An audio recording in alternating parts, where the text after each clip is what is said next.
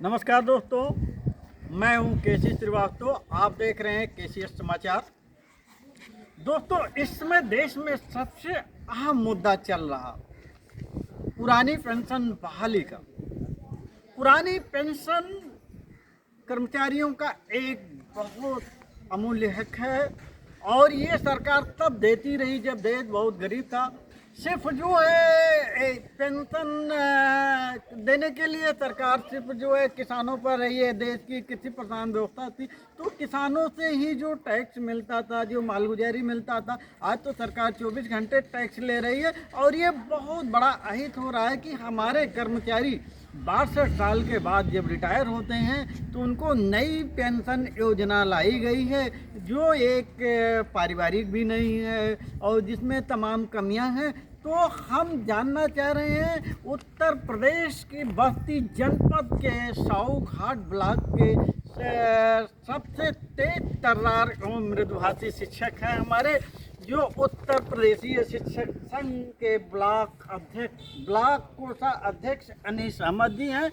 आपकी मृदुभाषिता जनपद में ही नहीं जो है ये मंडल में लोकप्रिय है और शिक्षा के मामले में ये एक तरीके से माना जाए तो ये बस्ती का माना जाना विद्यालय है। तो हम बात करना चाहेंगे सर जी से। सर जी, ये पुरानी पेंशन व्यवस्था और नई पेंशन व्यवस्था में अंतर क्या है? सबसे पहले नमस्कार आपको और आपके चैनल का बहुत बहुत धन्यवाद, साधुवाद कि आप हमारे विद्यालय पे उपस्थित हुए और हमसे हमारी पीड़ा के बारे में आप जानना चाह रहे हैं। नई पेंशन और पुरानी पेंशन, ये दोनों में जमीन आसमान का अंतर है अगर थोड़े में कहा जाए। पुरानी पेंशन देश आज़ादी से लेकर के यूं ना कहें बल्कि अंग्रेजों के समय से ही कहें एक पेंशन की व्यवस्था थी और वो पेंशन का थोड़ा मोड़ा स्वरूप बदलता रहा, लेकिन करीब करीब पेंशन देश आज़ादी के बाद से लेकर के 2004 तक ये व्यवस्था चलती रही। 2004 में सरकार अपनी किन परिस्थितियों को सोच करके क्या उसको लगा कि उस पुरानी पेंशन के स्वरूप में बहुत ज़्यादा परिवर्तन कर दिया। यूँ कहें अगर तो पुरानी पेंशन कहने को पेंशन रह गई, पुरानी पेंशन की जगह पे नई पेंशन जिसे एनपीएस कहा जाता है उसे लॉन्च किया गया। एनपीएस नो पेंशन स्कीम हम लोग उसको समझते हैं। बहुत अच्छी बात है। इस नो पेंशन स्कीम को हम लोग इसलिए कहते हैं क्योंकि पेंशन, पुरानी पेंशन मूल वेतन का 50% प्लस समय समय के साथ सरकार के द्वारा जो भी महंगाई भत्ता निर्धारित किया जाता था उसका पेंशन में लाभ दिया जाता था। नई पेंशन में जो महंगाई भत्ता होता है, या यूं कहें कि पेंशन में जो रूह होती है, प्राण होती है, वो महंगाई भत्ता होता है। बिल्कुल बिल्कुल। उस महंगाई भत्ते को, पेंशन के प्राण को सरकार अपनी किन नीतियों में उसको खींच लिया, लेकिन खींच लिया। अब वो पेंशन नहीं रह गई, निष्प्राण हो गई, इसीलिए हम लोग उसे नो पेंशन स्कीम कहते हैं। अच्छा, ये बात आप बताएं, ये आपकी जो लड़ाई चल रही है, ये आप लोग जब धरना प्रदर्शन दे रहे हैं, सब कुछ कर रहे हैं, तो सरकार की तरफ से उत्तर क्या मिल रहा है आपको? परेशानी क्या सरकार बता रही है, कुछ कह रही है? अब देखिए, सरकार जो होती है, हम सेवा में जो रहने वाले चाहे शिक्षक हो चाहे कर्मचारी हो, हम मानते हैं वो हमारी अभिभावक होती है। हाँ। हमारे हर सुख दुख को उसको सोचना, उसको समझना, अपनी स्थितियों के साथ हमारी परिस्थितियों पे तालमेल बैठाना और हमें खुशहाल रखना उसका नैतिक कर्तव्य होता है। जी।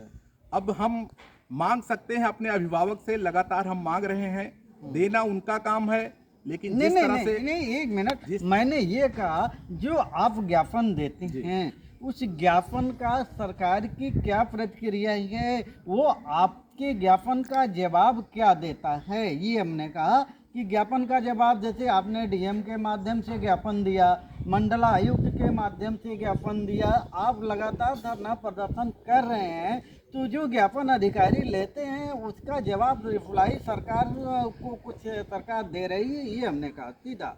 अब धरने के क्रम में हम लोग जनपद से लेकर के जिला मुख्यालय, प्रदेश मुख्यालय और यहाँ तक कि दिल्ली के रामलीला मैदान में भी हम लोगों ने बहुत बड़े पैमाने पे आंदोलन किया, अटेवा के मंच के तले, एनएमओपीएस के बैनर तले। नहीं, ये बताएं आप, जिसमें एक मिनट, यहाँ प्रश्न बन रहा है, अटेवा ओनली फॉर टीचर, और लेकिन सवाल ये उठता है कि ऑल एम्प्लॉयड लड़ाई है, तो ऑल एम्प्लॉयड लड़ाई में अटेवा तो एक महत्वपूर्ण संगठन तो है, लेकिन वो अकेला पड़ रहा है। तो कोई ऐसा भी संगठन आपका है जो ऑल एम्प्लॉयज है?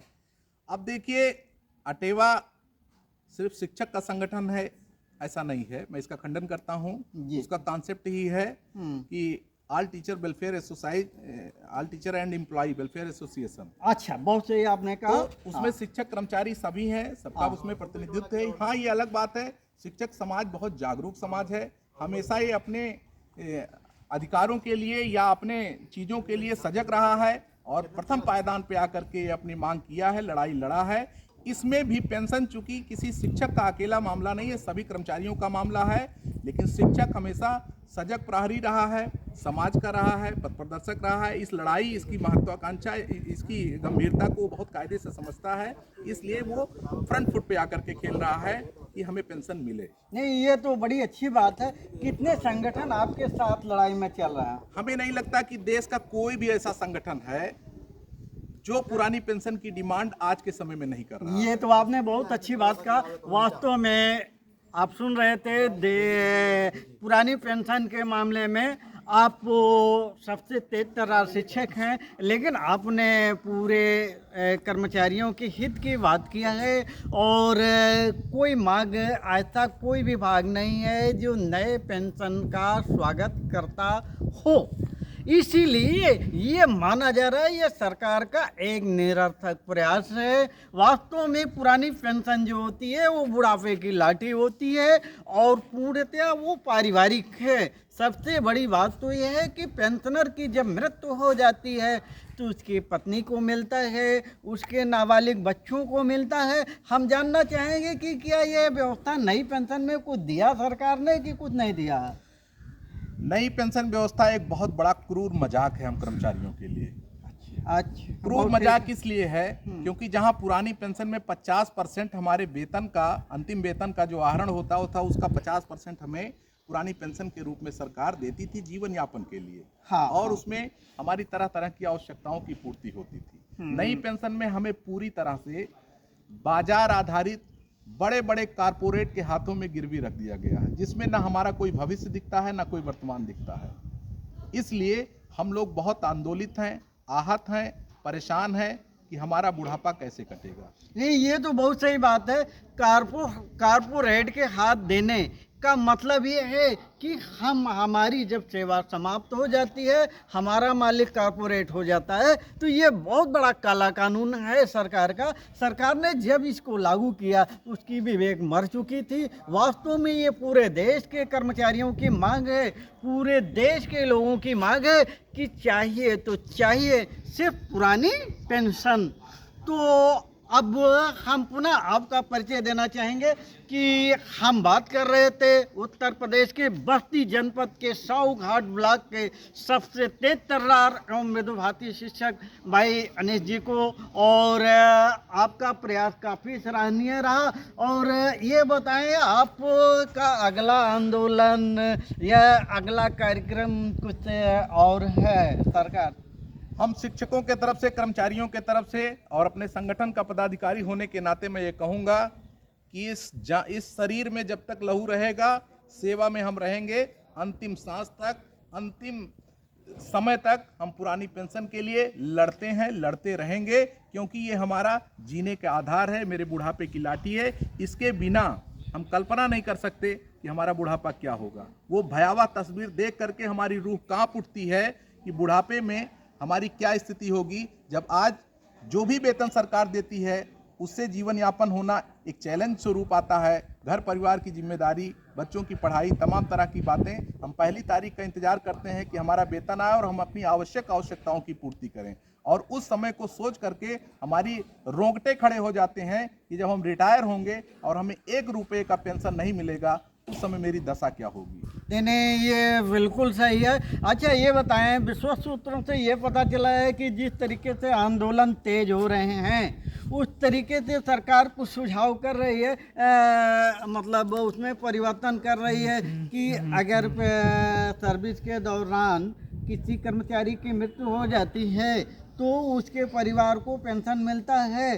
पेंशन मिलेगा तो इसका कोई स्वागत है आपके पास या रिजेक्ट? देखिए, सरकार पारिवारिक पेंशन की दिशा में कुछ आवश्यक सुधार की है, उसका हम तहे दिल से स्वागत करते हैं। लेकिन जब हम ही ना होंगे तो क्या रंग महफिल, किसे देखकर आप मुस्कुराइएगा। बहुत ठीक, बहुत ठीक, बहुत ठीक। आप तो बहुत अच्छे शायर हैं, बहुत अच्छे शिक्षक हैं और आपके पढ़ाए बच्चे जो है जनपद में नाम रोशन कर रहे हैं। तो दोस्तों, अगर हमारा चैनल पसंद आता है तो आप देखते रहिए, लाइक कीजिए, सब्सक्राइब कीजिए। नमस्कार, धन्यवाद।